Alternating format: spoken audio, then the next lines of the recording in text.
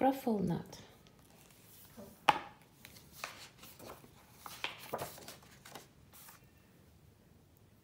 As winter leaves tumble and twirl, a wisp of memory wraps itself about me and whispers me back to long ago.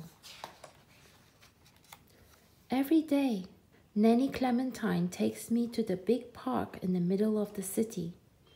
I go whoosh on the seesaw, up, up, up on the swing, and I ride the carousel horses round and round for as long as time.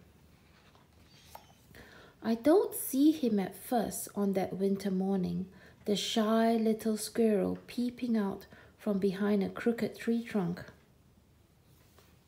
"Don't touch him, Olivia," calls Nanny Clementine. "Goodness knows what germs those rascals carry." He follows the others, who scamper about him, but he isn't one of them. They growl when he comes near and chase him away. The others scurry around, nibble on tasty morsels, and then scramble off, their feather-dusted tails swishing, leaving the scruffy little squirrel behind. It's then I notice his stumpy tail. "Time to go, Olivia," says Nanny Clementine. "Goodbye, little squirrel," I call. We amble home along the winding paths, under stone bridges and across bare brown meadows.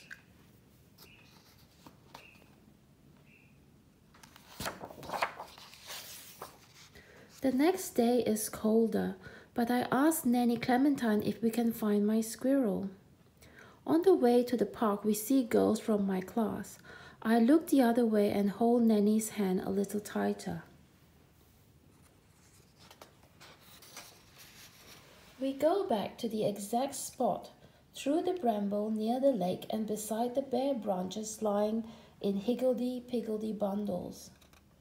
The other squirrels play hide-and-seek in 3 tunnels. I watch as they scramble up the wire fences into winter's wonder, their show-off tails helping them on their way. I cannot see my squirrel anywhere. Then, from behind a knobbly log, a tiny head appears.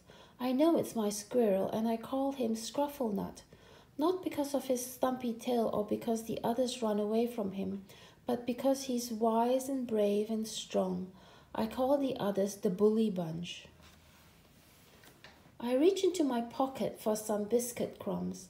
As I toss them onto the path, the bully bunch spring from behind a copse and chase Scruffle-Nut away.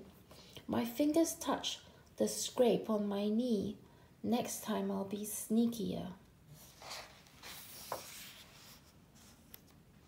On the 3rd day, an icy wind makes the trees bend and bow. Near the bare branches lying in higgledy-piggledy bundles, Scruffle-Nut scampers from behind a hollow trunk and across the winter-crunched leaves towards me.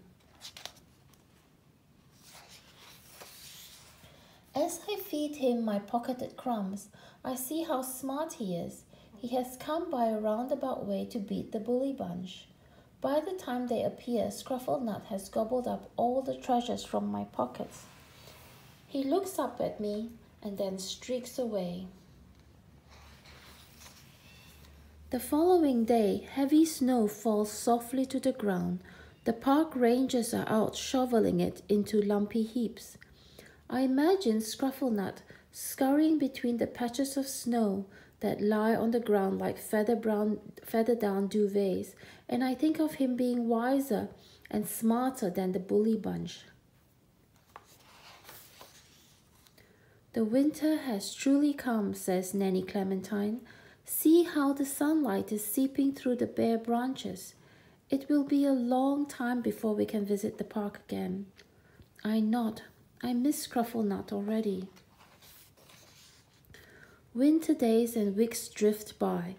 Now grey skies hide the sun, and at night an eggshell moon creeps between the clouds. I wonder where Scruffle-Nut sleeps. Although Nanny Clementine took me back many times to the exact spot where we met Scruffle-Nut, through the bramble near the lake and beside the bare branches lying in higgledy-piggledy bundles. We never saw him again. But I remembered him for always.